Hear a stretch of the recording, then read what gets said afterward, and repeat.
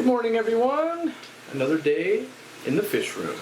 So, I just got done with a conference call, so that's done. It's now, what time is it? It's noon.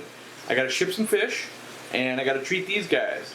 Someone asked, what did I actually do last night? So I changed water, got the temperature down. It's still down, that's a good thing.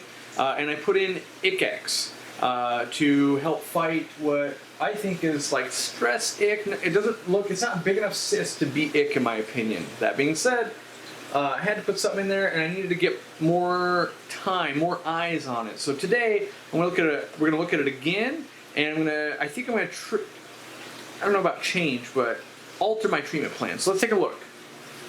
So looking in here, people are happier than they were. I say people, goldfish are happier than they were yesterday, but not happy by any means. So we've still got the blood red hemorrhaging inside the body. That's from the excess temperature.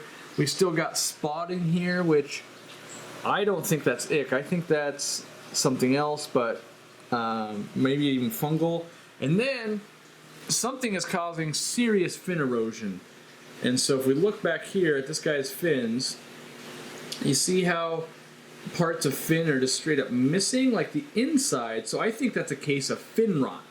And so here's my plan. My plan is, let me grab another water change in here. Boom, we're gonna do that.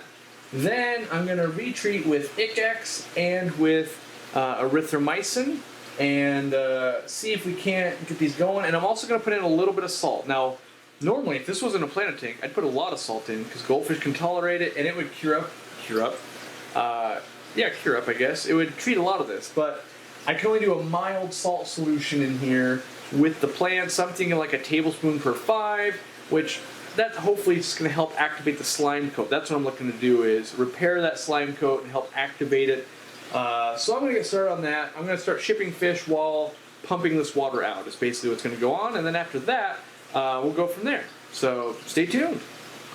Alright, so it's time to medicate this tank, and I didn't show the actual process of medicating yesterday, so had some questions, stuff like that, so I thought I'd actually show how I do it. The first thing we're going to put in today is some ICX, and it's general kind of antifungal as well as antiparasitic. I'm not sure there's ick going on. On some of them, it looks like there's ick, and then the other ones, it looks like it's more like a fungal thing going on, so this is going to cover both bases. So I got to put in, I'm using pond strength here, and this is what I use for quarantine because I buy it in such large quantities, but it means I basically got to put 18 of these in, so, if I had, I could do that. I think it says on here how many, for me, it's going to be a teaspoon does 20 gallons, and I should have one of these, yeah, so teaspoon right here. Boom, I can do, let's see, 9 of these. Should be faster.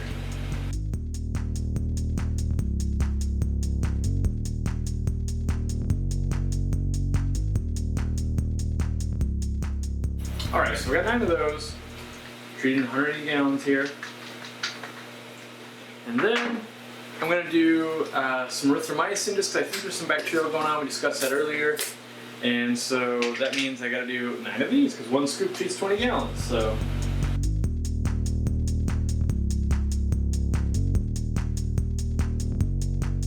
alright, so then we've got erythromycin in there.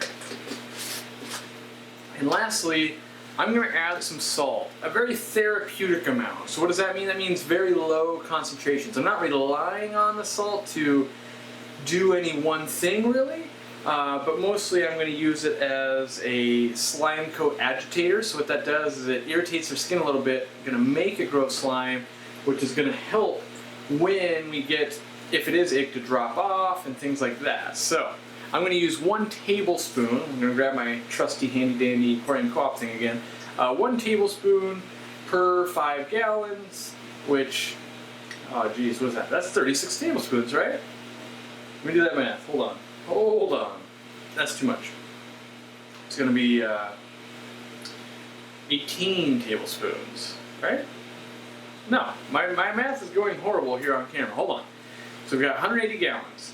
And yeah, it's 36. Why do I keep messing this up? Yeah, it's twice the number of 18. So you divide by 10 times 2. So 36 tablespoons going in.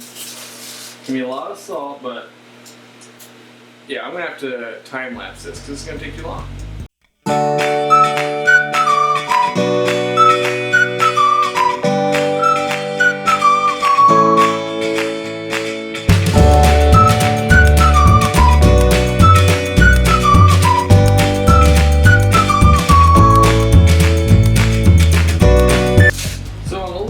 I've got like 34 and a half. That's gonna be good enough. I'm just calling it good enough. I go get more. It's not that exact of a science. So there we go. A lot of salt. But now the trick is I'm not gonna change this water for probably a couple of days. I gotta go to work tomorrow, stuff like that. I'm not convinced that it's an ick case. If it was an ick case, I would have to redose and water change every day. That being said, I'll address it when I get home from work tomorrow. If it looks like it is outbreaking or something like that, for sure I will have to. But the goal is now to kind of let this marinate for a while, at least a couple of days, I hope. And so salt's in there, landed on plants, it'll be fine. Waiting for it to dissolve. I put it into the flow so it'll dissolve faster. And this is what the tank looks like. If I take you guys over here, you can see, we've got blue water. We've got lots of salt kind of through here. This is where the flow's coming. It's going to dissolve it much faster. And, you've got fish over here hating life.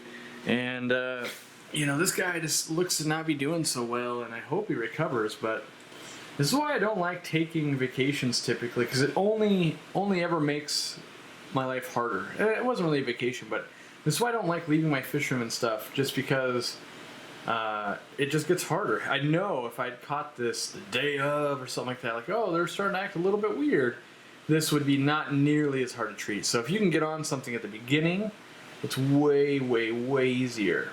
So also, reduced food going on in here, not really feeding much. The auto feeder is going to feed once a day, but I'm not adding in any other batches of food or anything like that. So pH is good, water quality is good. We've been doing the water changes. So now, you pair basically good water changes with meds, and you hope to improve things. It's unfortunate. The goal is to not freak out. That's the thing, is it's so easy just to go crazy overboard and make things worse.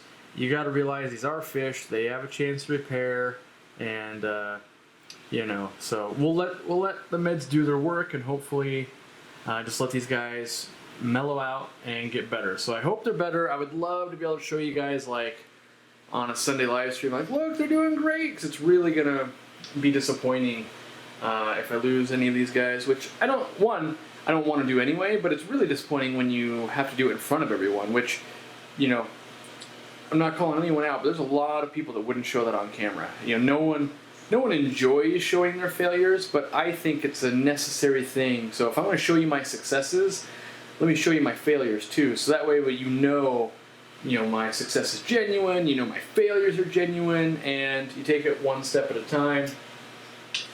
I hate that this is even happening, but it's also a good thing. It's, in the way that I can teach, and it teaches me, and it, brings me home again to, like, there's always the risk. So, alright, I gotta go feed a bunch of fish out there and stuff like that. So I'm gonna do that, and maybe I'll put the grooving music on. I haven't grooved in a while, and I like watching my own video where we got the grooving music, so let's do it. So here we go, it's time to feed. This is a few hundred, I think 300 or 400 neon tetras. We're gonna feed them cyclops, and we'll watch it spread throughout the cloud, or the water column there.